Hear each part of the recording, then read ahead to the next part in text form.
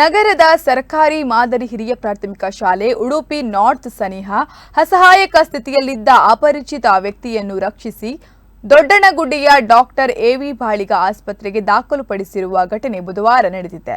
ನಗರದ ರಸ್ತೆಗಳಲ್ಲಿ ಯುವಕನೊಬ್ಬ ಅನಾವಶ್ಯಕ ಅಲೆದಾಡುವುದನ್ನು ಗಮನಿಸಿದ ಆಭರಣ ಮಳಿಗೆಯ ಸಿಬ್ಬಂದಿ ಸಮಾಜ ಸೇವಕ ನಿತ್ಯಾನಂದ ಒಳಕಾಡು ಅವರಿಗೆ ಕರೆ ಮಾಡಿ ತಿಳಿಸಿದ್ದಾರೆ. ತಕ್ಷಣ ಸ್ಥಳಕ್ಕೆ ಬಂದ ಒಳಕಾಡು ಅವರು ಯುವಕನನ್ನು ವಿಚಾರಿಸಿದಾಗ ಸರಿಯಾದ ಸ್ಪಂದನೆ ದೊರೆಯಲಿಲ್ಲ.